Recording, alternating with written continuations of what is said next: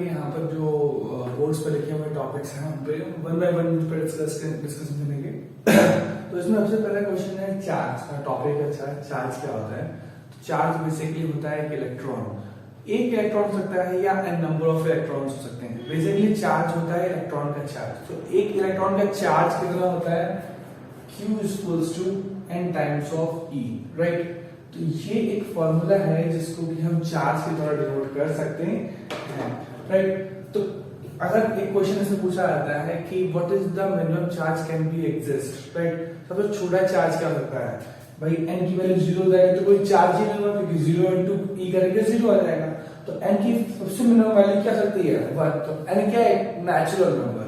तो हमारे पास सबसे मिनिमम वैल्यू हो सकती है 1 into इलेक्ट्रॉन। और इलेक्ट्रॉन का चार्ज कितना होता है? 1.6 into 10 to the power -19। Unit क्या होती है चार्ज की? चार्ज की यूनिट होती है कूलम, जिसको डिनोट करते हैं हम लोग C से, ठीक है। और चार्ज को कैसे डिनोट करते हैं? Q से। ओके, ये बात समझ आ गई? सामने लिख दिया। फॉर्मूला क्या होता है? Q equals to NE। जिस जो भी नोट कर रहा हो नोट कर सकता है, शुरू लगे यहाँ, ठीक। अब बात करते हैं करंट की। तो करंट क्या होता है? करंट होता है rate of flow of charge. आपने डेफिनेशन देखी होगी इसकी, क्या बोलते हैं? Rate of flow of charge. जब भी रेट की बात करते हैं तो यानी क्या है कि टाइम के रिस्पेक्ट में हम बात कर रहे हैं। तो rate of flow of charge क्या हो जाएगा? यानी Q को T से डिवाइड करो तो ये क्या आ जाएगा हमारे पास? I, right. I is equals to Q by T। अभी हमारे पास फॉर्मूला था Q is equals to NE, तो यहाँ पर हमने लिखा NE अपॉन T। तो देयरफॉर हम बोल सकते हैं NE is equals to IT। अगर ये T यहाँ पर चला गया तो, राइट। तो हमारे पास एक और फॉर्मूला बन गया NE is equals to IT। तो यहाँ पर हमारे पास दो फॉर्मूले बनते हैं। करंट को हम लोग लिखते हैं I से, इसकी यूनिट होती है एम्पियर, और एम्पियर को शॉर्ट फॉर्म में लेते हैं A, सिंपल, राइट। फॉर्मूला क्या होता है? I is equals to Q by T और NE is equals to IT। तो यहां से दो फॉर्मूले हमको मिल रहे हैं, राइट। अब बात करते हैं पोटेंशियल। बहुत ही इंपॉर्टेंट चीज है पोटेंशियल। हम बहुत सारी बातें नहीं करेंगे, पोटेंशियल पर आते हैं। पोटेंशियल यानी कि इलेक्ट्रिक पोटेंशियल। तो किसी भी एक पॉइंट पर उसका पोटेंशियल क्या होता है? पोटेंशियल का मतलब कितना वो काम कर सकता है एक सर्टेन अमाउंट को लाने या कुछ भी करने में, राइट।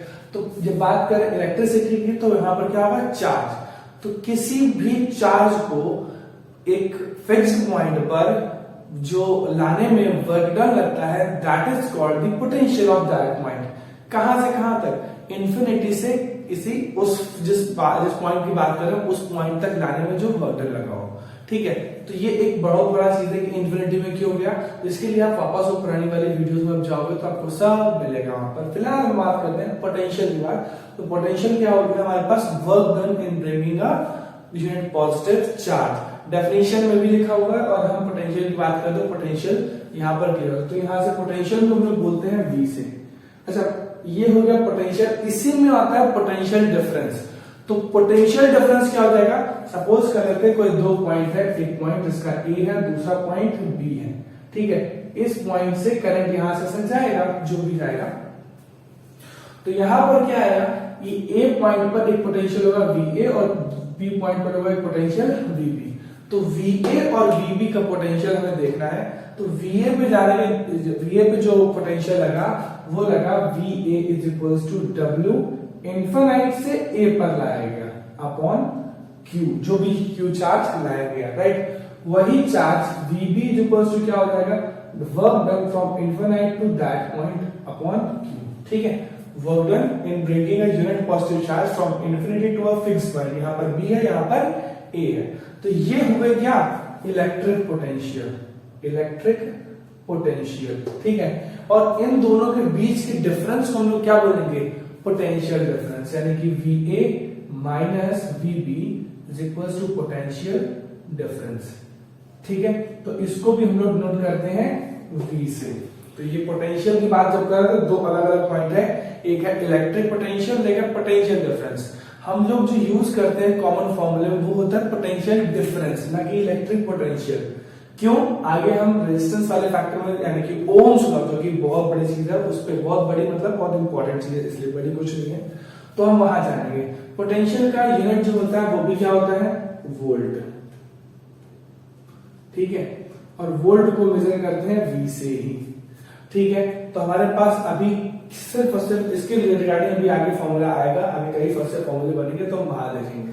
फिलहाल के तौर पर जितना आपको समझ में आता है वो आप अपने हिसाब से नोट करते जाओ।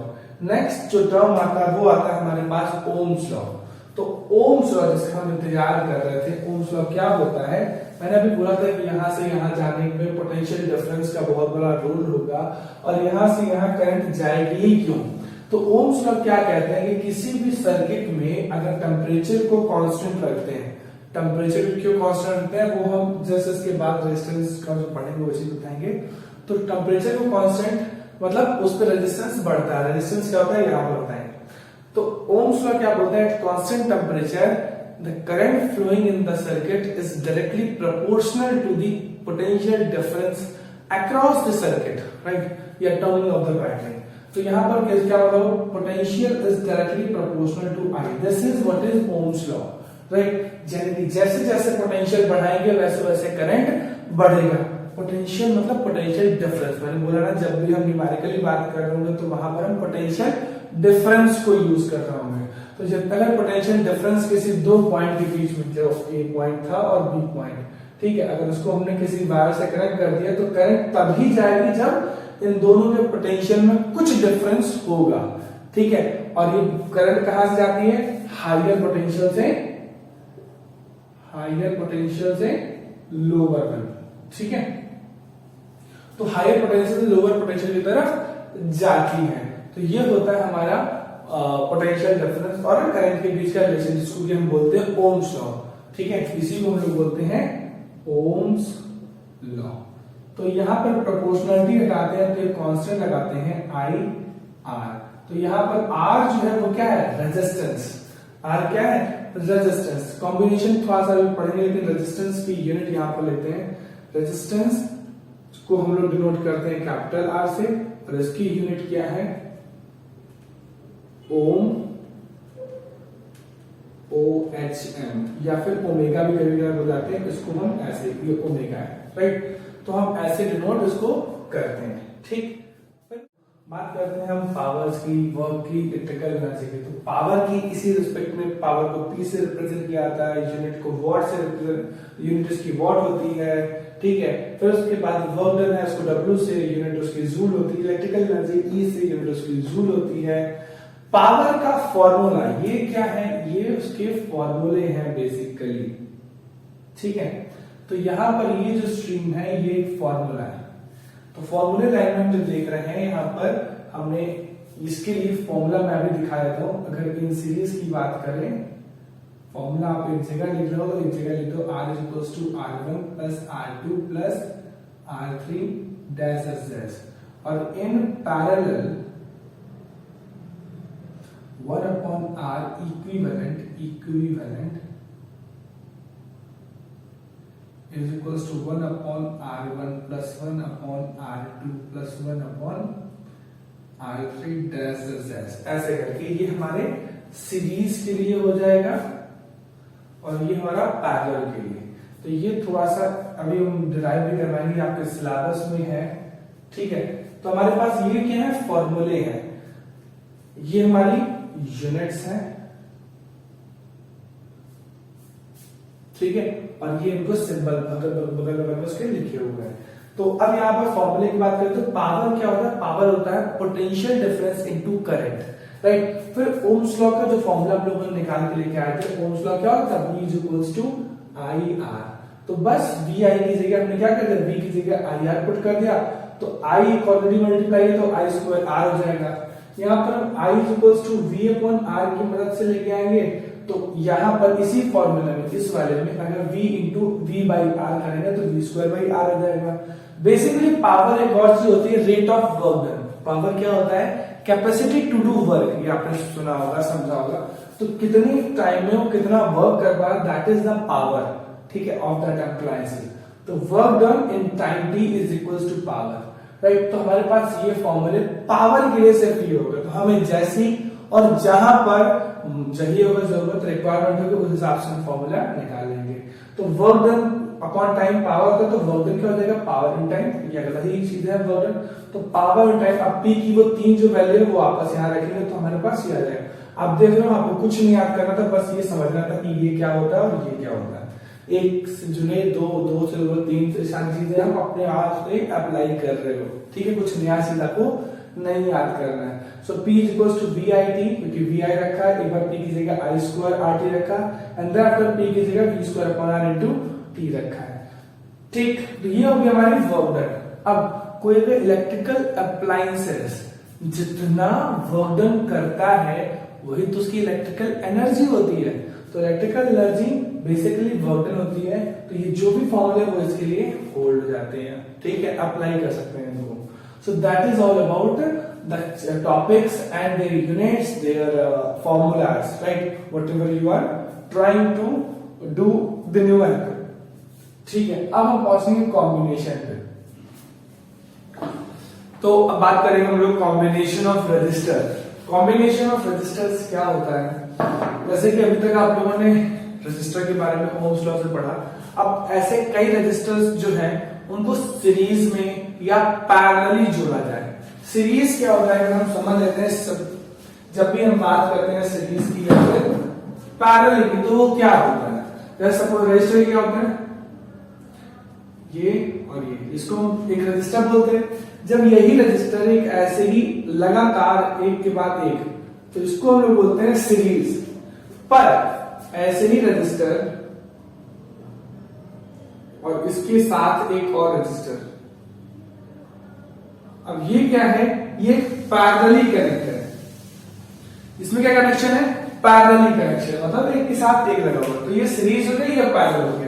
ध्यान देने वाली बात ये है कि इसमें करंट मान लेते हैं इधर से जा रही है और इधर से जा रही है, तो जितनी क्या करंट यहाँ डिवाइडेशन हो रहा है क्या इस रजिस्टर में, आप देखो तो जितना रजिस्टर यहाँ पर जितना करंट यहाँ था उतना ही करंट यहाँ पर है। पर यहाँ पर अगर मान लीजिए वही आई करंट दोनों में सेम दे रहे हैं, तो यहाँ जाने के बाद करंट जो है वो डिवाइड हो जाएगी, इसमें I1 तो इसमें I2, और घूमते घामते यहाँ पर I1 प्लस I2 मिलेगी यहाँ पर वापस, दैट इज I। पर यहाँ पर थ्रू आउट सेम करंट मिल रहा है आपको I करंट, ठीक है। दूसरी चीज पोटेंशियल डिफरेंस। पोटेंशियल डिफरेंस क्या होता था, किसी भी दो पॉइंट के बीच के डिफरेंस को लोग बोलते थे पोटेंशियल डिफरेंस। तो इन दोनों का कॉमन पॉइंट ये है, जबकि इस रजिस्टर का ये होगा और इस रजिस्टर के बीच में ये, पर इन दोनों रजिस्टर के बीच में कॉमन पॉइंट ये मिलेगा।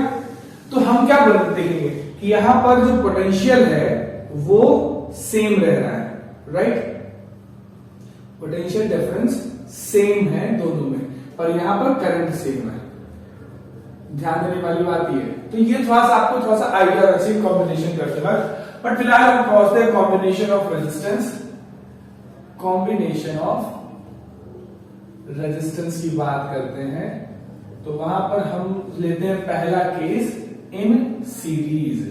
तो सीरीज में हमने क्या देखा, क्या वेरी कर रहा है, पोटेंशियल डिफरेंस। मान लेते हैं कि हमने इसको V वोल्ट बैटरी से कनेक्ट किया होगा, तो इसमें V1 कंजप्शन हुआ होगा और इसमें V2 कंजप्शन हुआ होगा। क्यों, क्योंकि दोनों सीरीज का पोटेंशियल डिफरेंस अलग अलग जगह दिखा था। माइट भी V1 और V2 बराबर हो, पर अलग तो है, ठीक है। अब यहां पर क्या है, तो हमने लिखा V is equals to V1 plus V2। So by Ohm's law we have V is equals to IR। तो यहां पर हमने I और R, अच्छा ये R जो है टोटल वोल्ट था, तो टोटल वोल्ट था, तो यहां पर टोटल रेजिस्टेंस होगा। करंट है ही, क्योंकि जो यहां पर है वही यहां पर, वही यहां पर, वही यहां पर, थ्रू आउट करंट सेम है।